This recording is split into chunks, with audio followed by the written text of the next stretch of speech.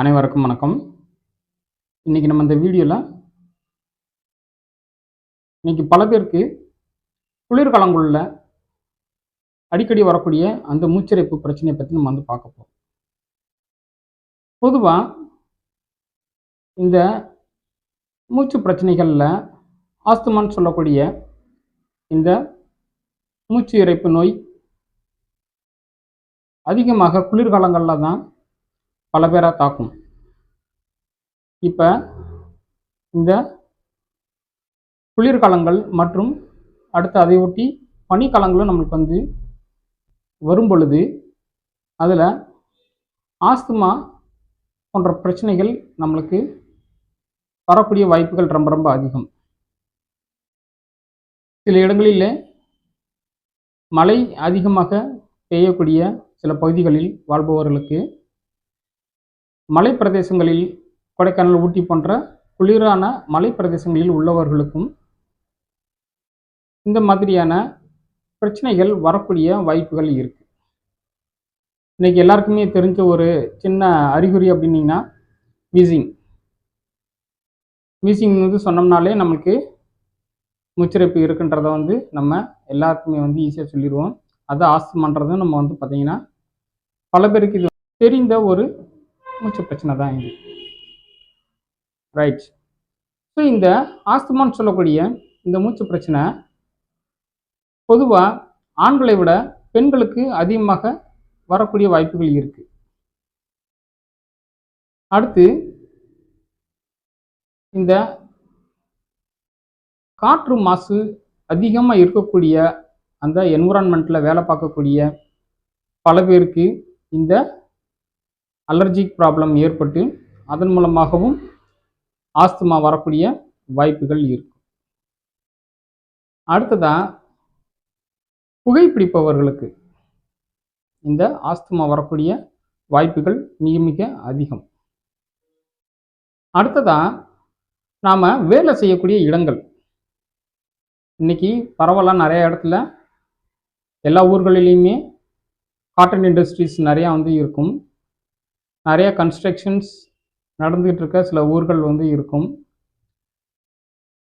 Cement போன்ற பொருட்களையும் தயாரிக்கக்கூடிய சிமெண்ட் ஃபேக்ட்ரியில் வேலை பார்க்கக்கூடியவர்களுக்கு,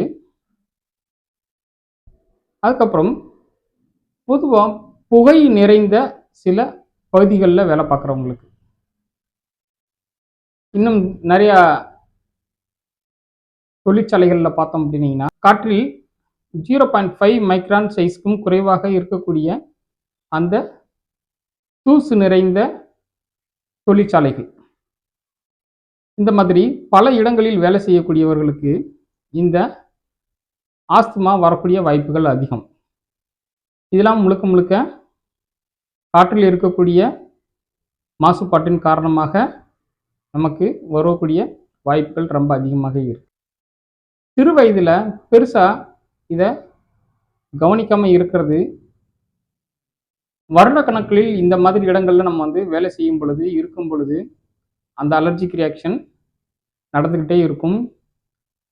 ஒரு வயதுக்கு மேலே இதனுடைய பாதிப்பு மிக அதிகமாக இருக்கும். அப்போ நுரையீரலின் உட்பகுதிகளில் இந்த திசுக்கள் இன்ஃப்ளமேட்டரி ப்ராசஸ்ன்னு சொல்லக்கூடிய ஒரு டிஷ்யூ ரிப்பேரிங் ப்ராசஸ் தொடர்ந்து நடந்துக்கிட்டே இருக்கும். இதுக்கு முன்னாடி பல வீடியோக்களில் நான் இந்த இன்ஃப்ளமேட்டரி ப்ராசஸ் பற்றி நான் சொல்லியிருக்கேன். இது என்ன அப்படின்னீங்கன்னா, நம்மளுடைய உடலில் ஒரு திசு அடிபட்டுருச்சு அப்படின்னீங்கன்னா அதை சரி பண்ணக்கூடிய ஒரு வேலை தொடர்ந்து நடக்கும். அந்த வேலையை தான் நம்ம இன்ஃப்ளமேஷன் அப்படின்னு நம்ம சொல்கிறோம். இது இம்யூனிட்டி பவரில் ஆரம்பித்து நம்மளுடைய உடலில் பல இடங்களில் நம்ம டிஷ்யூ டேமேஜ் ஆகும்போதெல்லாம் ஒவ்வொரு தடையும் அதோடைய ரிப்பேரிங் ப்ராசஸாக தொடர்ந்து நடக்கிறது இந்த இன்ஃப்ளமேட்டரி ப்ராசஸ் தான். ரைட். இப்போ நம்மளுக்கு இந்த தூசு நிறைய அலர்ஜி உள்ள பொருட்கள் போன்ற இடங்கள்லாம் இருக்கும் பொழுது இந்த நுரையீரல் மூச்சு குழாய்க்குள்ள நம்மளுடைய உடலுக்கு தீங்கு விளைவிக்கக்கூடிய நிறையா சப்ஸ்டன்ஸ் உள்ளே வந்து போய்கிட்டே இருக்கும். இந்த போகக்கூடிய அந்த சப்ஸ்டன்ஸ் என்னாகும் அப்படின்னீங்கன்னா, உள்ளே இருக்க திசுக்களில் அப்படியே கொஞ்சம் கொஞ்சமாக படிந்து அது திசுக்களுக்கு மேலே ஆக்சிஜன் டிரான்ஸ்போர்ட்டேஷன் நடக்க விடாமல் அதை தடுத்து நிப்பாட்டும். இது முதல் பிரச்சனை. நம்மளுடைய மூச்சு குழாய்க்குள்ளே இருக்கக்கூடிய மெக்கானிசம் இருக்குது, டிஃபென்ஸ் மெக்கானிசம் இருக்குது. 2 வகையான டிஃபென்ஸ் மெக்கானிசம். ஒன்று தும்மல், இன்னொன்று இருமல். ஸோ நாசி வழியாக வந்து ஒரு அலர்ஜிக் ரியாக்ஷன் கொடுக்கக்கூடிய ஒரு டஸ்ட் வந்து ஏதாவது போகுது அப்படின்னீங்கன்னா, நம்ம காமனாக அதை அலர்ஜன்ஸ்ன்னு சொல்லுவோம். அந்த மாதிரி ஏதாவது போகுது அப்படின்னீங்கன்னா உடனே ஃபோர்ஸ்ஃபுல்லாக தும்மி அந்த ஃபாரின் ஆப்ஜெக்ட்ஸ், டஸ்ட்டு எதுவாக இருந்தாலும் வெளியில் வந்து அனுப்புறது இதோடைய ஒரு மெக்கானிசம். இது மூச்சு குழாய்க்குள்ளே வாயு வழியாக ஏதாவது போகும் பொழுது அங்கே இருக்கக்கூடிய அந்த ஃபாரின் பார்ட்டிகிள்ஸ் அல்லது ஏதாவது அலர்ஜன்ஸ் இந்த மாதிரி இருந்துச்சு அப்படின்னீங்கன்னா அதை இருமல் மூலமாக வெளியில் கொண்டு வர்றது இதனுடைய முக்கியமான வேலை. இதில் மூன்றாவது ஒரு முக்கியமான ஒரு டிஃபென்ஸ் மெக்கானிசம் இருக்குது. நாம் செருமுறதுன்னு சொல்லியிருப்போம். இந்த மெக்கானிசம் நம்மளுடைய உணவு குழாய்க்குள்ள உணவு சென்று கொண்டிருக்கும் பொழுது எப்பயாவது திடீர்னு அந்த மூச்சு குழாய்க்குள்ள அந்த உணவு துகள் உள்ள நுழையும் பொழுது அப்போ ஃபோர்ஸ்ஃபுல்லாக நம்ம வந்து செருமி அதை வெளியில் கொண்டு வருவோம்.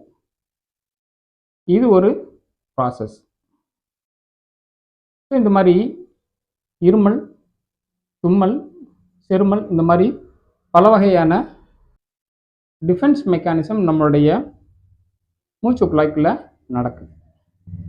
இப்போ இந்த அலர்ஜன்ஸ் இதெல்லாம் நிறையா நம்மளுடைய உடலில் அடிக்கடி போய்கிட்டே இருக்கும் பொழுது, ரிப்பீட்டடாக நடக்கும் பொழுது ஒரு ஸ்டேஜுக்கு மேலே இந்த மூச்சு குழாய்க்கு உள்ளே வந்து இருக்கக்கூடிய மியூகோசிலியரி அப்பேரட்டஸ்ன்னு சொல்லக்கூடிய ஒரு சிறு பகுதி கொஞ்சம் கொஞ்சமாக டேமேஜ் ஆகும். இது என்ன பண்ணும் அப்படின்னீங்கன்னா, உள்ளே இருக்கக்கூடிய எந்த ஒரு ஃபாரின் பார்ட்டிகிள்ஸாக இருந்தாலும் அதை மேல் நோக்கி தள்ளுறது இதனுடைய முக்கியமான வேலை. ஸோ இது கொஞ்சம் கொஞ்சமாக இதோடைய வேலையை செய்கிறது நிப்பாட்டிச்சு அப்படின்னீங்கன்னா, நம்மளுடைய மூச்சுக்குழாய் வழியாக நாசி வாயு வழியாக நம்மளுக்கு பலவிதமான உடலுக்கு ஒவ்வாமை ஏற்படுத்தக்கூடிய பல பொருட்கள் வாயு வழியாக உள்ளே வந்து போகும், நாசி வழியாக உள்ளே போகும். இதில் சில பொருள்கள் மூச்சு குழாய்க்குள்ளே வந்து நுழைந்து நுரையீரலில் பெரிய அளவில் பாதிப்பை ஏற்படுத்தும். அந்த பெரிய அளவில் பாதிப்பை ஏற்படுத்தக்கூடிய ஒரு பிரச்சனை நம்ம வந்து இன்னைக்கு ஆஸ்துமான்னு சொல்லலாம். இதே போன்று மூச்சு குழாய்க்குள்ள பல பிரச்சனைகள் நம்மளுக்கு வந்து வரக்கூடிய வாய்ப்புகள் இருக்குது. அதுக்கு பலவிதமான மூச்சு பிரச்சனைகள் அதுக்கு தனித்தனியாக வேறு வேறு பேர் இருக்குது. பிராங்கைட்டிஸ், பிராங்கைக்டசிஸ், எம்பைசிமா இந்த மாதிரி வந்து பல பிரச்சனைகள் நம்ம வரக்கூடிய வாய்ப்புகள் இருக்குது. இப்போ பிராங்கியல் ஆஸ்துமாவில் ஒரு ஸ்டேஜில் அதிகமான தூசு உள்ளே வந்து படியும் பொழுது இவங்களுக்கு நுரையீரலில் ஆக்சிஜன் டிரான்ஸ்போர்ட்டேஷன் நடக்கக்கூடிய அந்த பர்சன்டேஜ் குறையும்.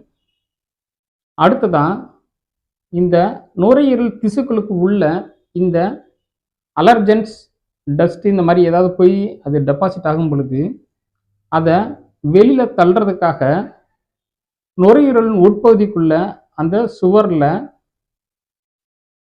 மியூக்கஸ் அப்படின்னு சொல்லக்கூடிய ஒரு கோழை போன்ற ஒரு வளவளன்னு சொல்லக்கூடிய ஒரு திரவம் சுரக்கும். இந்த டஸ்ட் அதிகமாக அதிகமாக இதனுடைய அந்த மியூக்கஸ் செக்ரீஷன் கொஞ்சம் கொஞ்சமாக அதிகமாகும்.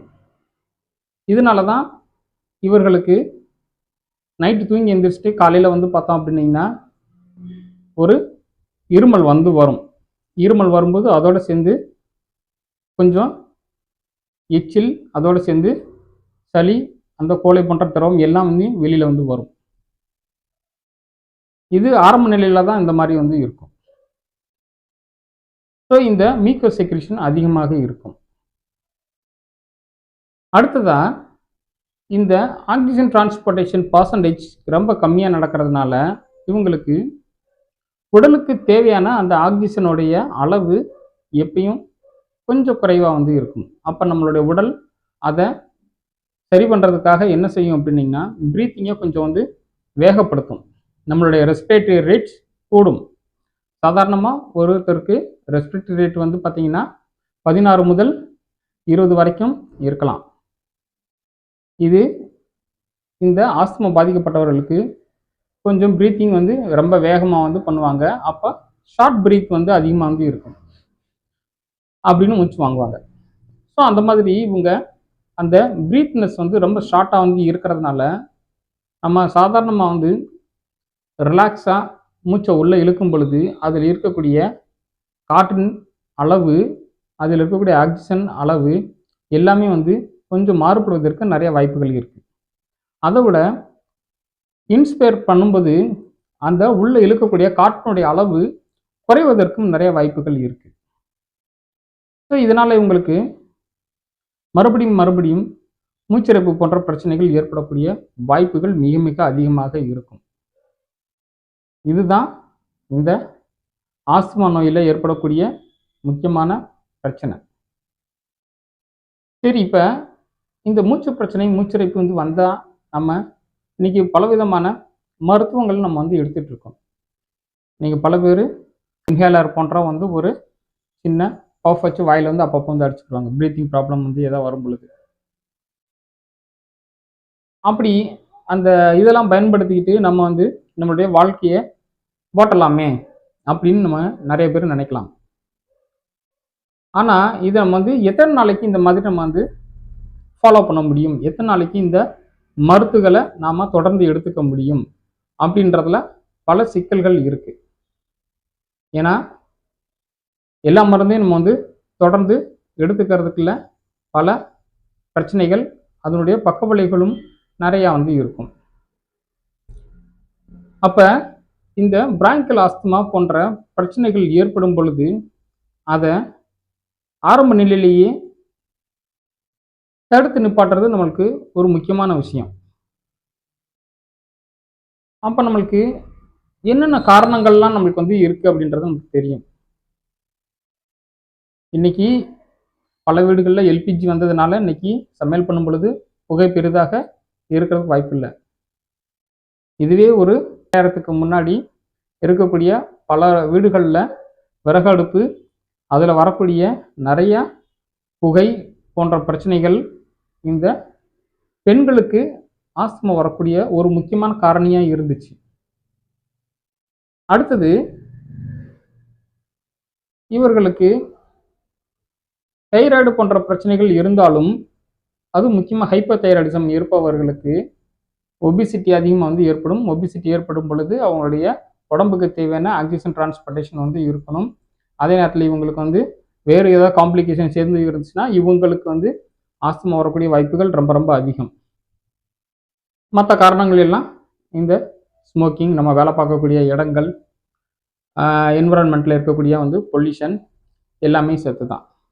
ஸோ இப்போ இதெல்லாம் நம்மளால் வந்து தடுக்க முடியுமா அப்படின்னு சொல்லி கேட்டிங்கன்னா கண்டிப்பாக தடுக்க முடியும். நம்மளுக்கு சுற்றி இருக்கக்கூடிய அந்த சூழ்நிலை, வேலை செய்யக்கூடிய அந்த பகுதிகள் சுத்தமாக இருக்கிறத நம்ம வந்து உறுதி செய்யணும்.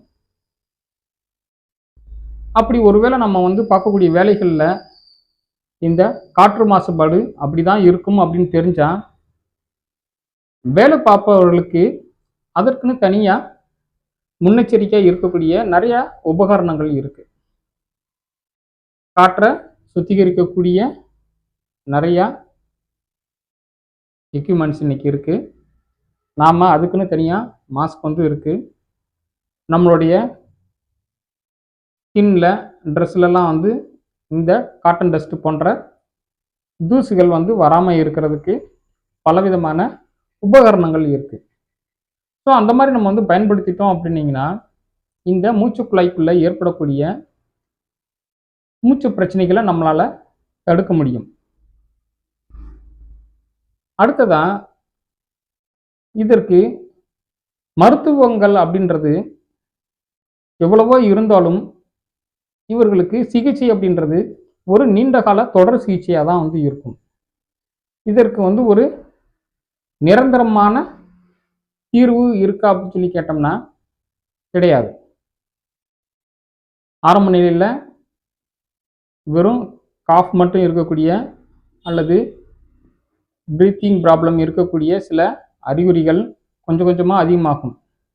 இந்த காஃப் வந்து ஒரு குளிர்காலங்களில் பனிக்காலங்களில் மட்டும்தான் வருது அப்படின்னீங்கன்னா இவங்களுக்கு வருடங்கள் ஃபுல்லாக வந்து வருவதற்கு நிறைய வாய்ப்புகள் இருக்குது.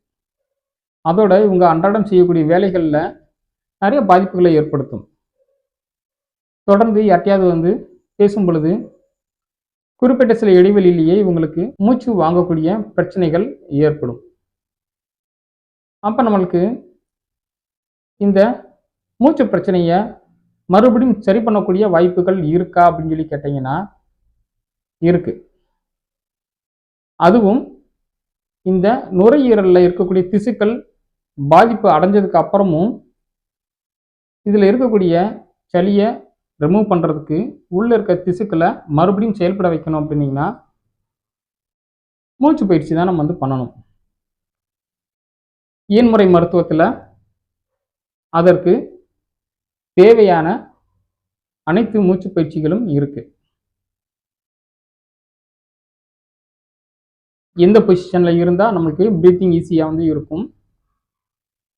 சளி நம்மளுக்கு வர்ற மாதிரி இருந்துச்சு அப்படின்னீங்கன்னா அதை எருமி எப்படி சளியை வெளியில் கொண்டு வர்றது, இந்த நுரையீரலுக்குள்ளே இருக்கக்கூடிய அந்த திசுக்கள் டேமேஜ் ஆகுது அப்படின்னீங்கன்னா உள்ளே இருக்க ஆக்சிஜன் டிரான்ஸ்போர்ட்டேஷன் குறையுது அப்படின்னீங்கன்னா அதற்கு என்ன மாதிரியான பயிற்சிகள் பண்ணணும் அப்படின்னு சொல்லிட்டு பலவிதமான பயிற்சிகள் வந்து இருக்கு.